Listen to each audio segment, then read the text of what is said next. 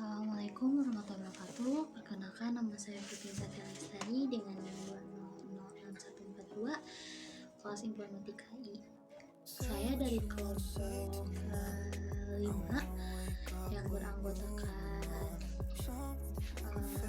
Dimas Wahyudi dan Raka Septian yang diketuai oleh Rita Selina Fadila. Di sini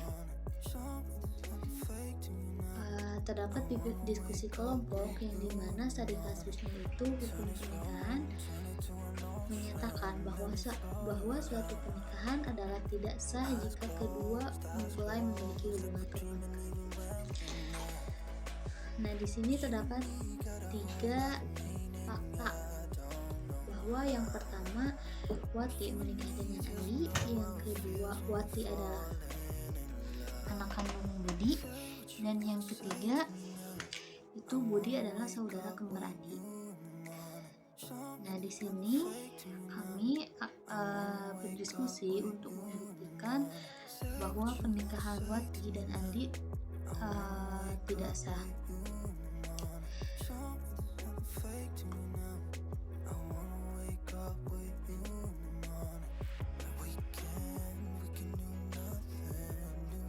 Pada studi kasus yang pernikahan Andi dan Budi tidak sah, kita dapat menggunakan simbol-simbol logika untuk mempresentasikan pernyataan-pernyataan tersebut.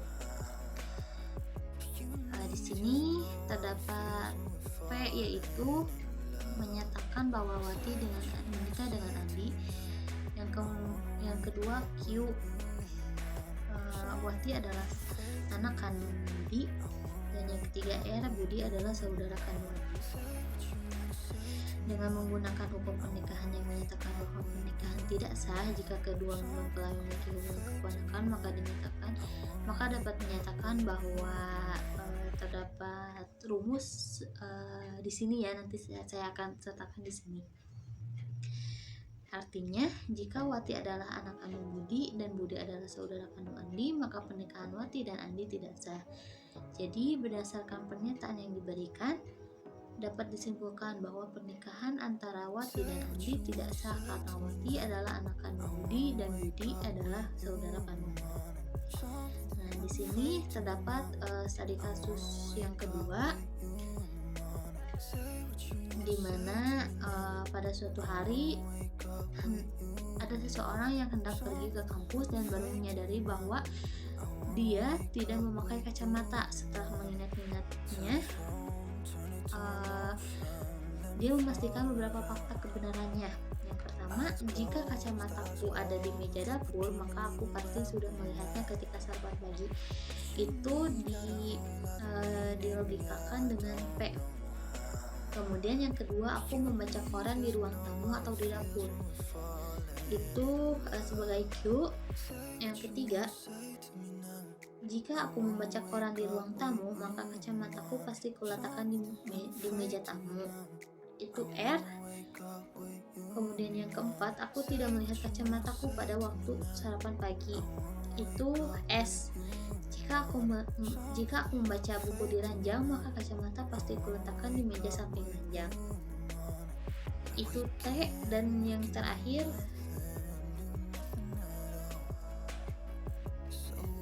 jika aku membaca koran di dapur, maka kacamataku di meja dapur. Nah, itu bisa disimpulkan bahwa dengan simbol-simbol tersebut, fakta-fakta di atas juga dapat dituliskan sebagai berikut. Nanti terdapat rumusannya gitu.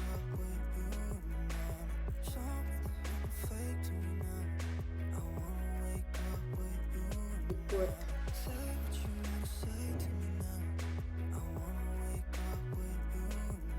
Yang pertama dari fakta 4, yaitu dapat disimpulkan bahwa kacamata tidak ada di meja dapur. Karena jika ada di sana, maka yang seseorang tersebut pasti telah melihatnya saat sarapan pagi, berdasarkan fakta yang pertama. Kemudian yang kedua, dari fakta yang keenam, Dapat disimpulkan bahwa jika kacamata tidak ada di dapur, maka seseorang tersebut pasti tidak membaca koran di dapur. Namun, seseorang tersebut pasti membaca koran di salah satu tempat tersebut berdasarkan fakta yang kedua. Sehingga kacamata itu harus berada di meja tamu. Yang ketiga, yaitu oleh karena itu kesimpulan yang dapat diambil adalah bahwa kacamata berada di meja tamu. Dengan demikian kacamata dapat ditemukan di meja tamu. Mungkin hanya sekian penjelasan dari saya mengenai diskusi kelompok yang kedua. Mohon maaf apabila ada kesalahan atau tutur kata yang tidak baik dan penjelasan yang tidak sesuai dengan yang diharapkan.